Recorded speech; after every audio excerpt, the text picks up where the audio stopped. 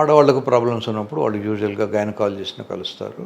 మగవాళ్ళకు ఉన్న ప్రాబ్లమ్స్ కోసమని యూరాలజీ అనే ఒక సబ్జెక్ట్లో ఆండ్రాలజీ అనే ఒక చిన్న బ్రాంచ్ ఉంది. ఆల్ యూరాలజిస్ట్ ఆర్ బేసికల్లీ ఆండ్రాలజిస్టులు. సో ఈ ఆండ్రాలజీ అనేది మగవాళ్ళకు సంబంధించినటువంటి ప్రాబ్లమ్స్ చూసే స్పెషాలిటీ. వీళ్ళకు మూత్ర సంబంధమైనవి కానీ, పిల్లలు పుట్టే సంబంధమైన కానీ, శృంగార సంబంధమైన ప్రాబ్లమ్స్ కానీ ఉన్నప్పుడు మీరు ఎనీ యూరాలజిస్ట్ని కలుసుకోవచ్చు. వారు ముందు మీకు ట్యాబ్లెట్స్ ఇచ్చి చూస్తారు. ట్యాబ్లెట్స్ ఇచ్చినప్పటికీ మీకు అనుకున్నంత రెస్పాన్స్ లేకపోయినా, అసలే పని చేయకపోయినా వాళ్ళు ఇంప్లాంట్ సర్జరీ అని ఒక సర్జరీ చేస్తారు. మీ అంగంలోకి ఈ రాడ్ పెట్టడం వల్ల మీ అంగం గట్టిపడుతుంది. ఇది ఇలా రాడ్గానే గుచ్చుకుంటే అమ్మాయికి ఇబ్బంది అవుతుంది కనుక దీన్ని కొంచెం వంచవచ్చు. దీన్ని మ్యాలియబిలిటీ అంటారు. సో ఈ మ్యాలియబుల్ ఇంప్లాంట్స్ పెట్టేసి వాళ్ళు సర్జరీ చేస్తారు. మీకు నచ్చిన చోట వెళ్ళి డాక్టర్ను సంప్రదించి సర్జరీలు చేయించుకోవచ్చు. ఈ రాడ్ ఇది స్టీల్ రాడ్, దీనికి సిలికాన్ కవర్ ఉంటుంది. ఈ silicon is most acceptable by the body. Very రేర్గా ఇంప్లాంట్ కూడా బయటికి వస్తుంది. దీన్ని ఎక్స్పల్షన్ అంటారు.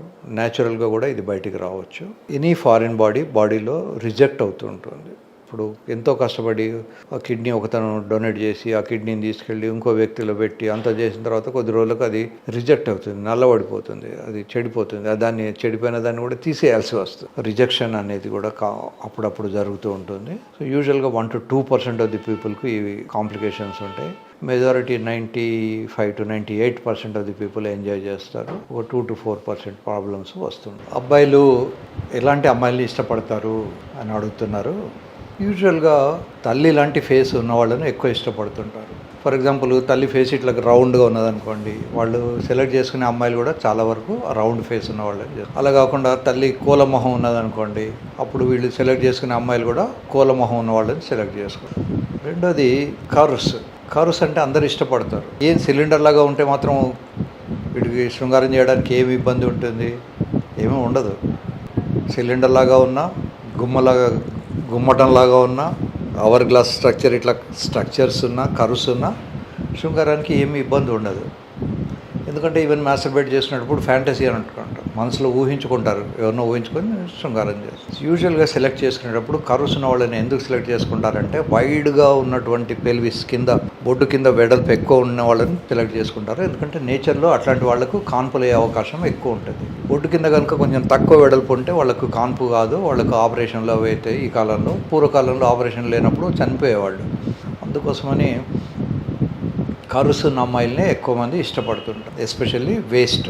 ఇకపోతే ఫేషియల్ ఫీచర్స్ ఏమో మదర్ ఫీచర్స్ కానీ, బాగా పరిచయం ఉన్నటువంటి ఇంట్లో ఉన్నటువంటి మిగతా వాళ్ళ వ్యక్తుల ఫీచర్స్ కానీ కొన్ని కలిస్తే వీళ్ళకి ఇష్టమవుతుంది.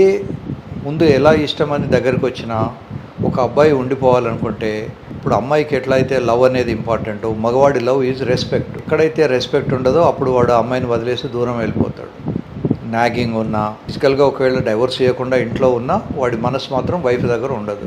ఎవరైతే పార్ట్నర్ను మెచ్చుకుంటారో, వాడి గెలుపును వీళ్ళు కూడా మెచ్చుకుంటారో, వాడి గెయిన్ను వీళ్ళు కూడా ఎంకరేజ్ చేస్తారో, వాడి లాస్ను వీళ్ళు కూడా ఫీల్ అవుతారో, ఆ సంబంధం, ఆ రిలేషన్షిప్ కంటిన్యూ అవుతుంది. అలా కాకుండా అతన్ని ఈసడించుకొని, ఫర్ ఎగ్జాంపుల్ ఆయనకు లాటరీ టికెట్ వచ్చిందని చెప్పాడు అనుకోండి, ఆ బోర్డు లాటరీ టికెట్ నువ్వేంది కష్టపడ్డావు, అదే వచ్చింది కదా అని అన్నాడు అనుకోండి, వాడికి దాని మీద, ఆ అమ్మాయి మీద మనసు విరుగుతుంది. బయటికి డైవర్స్ ఇవ్వకపోయినా మనసులో స్లోగా మానసికంగా డైవర్స్ అయిపోతుంది. కనుక ఎదుటి వ్యక్తిని, అది అబ్బాయి అయినా అమ్మాయి అయినా, మెచ్చుకోవడం నేర్చుకోవాలి, వ్యాలిడేట్ చేయాలి. వాళ్ళకున్న గెలుపును మనం కూడా సెలబ్రేట్ చేసుకోవాలి, వాళ్ళకున్న బాధల్ని మనం కూడా పంచుకోవాలి. అప్పుడు ఆ రిలేషన్షిప్ స్ట్రాంగ్గా ఉంటుంది.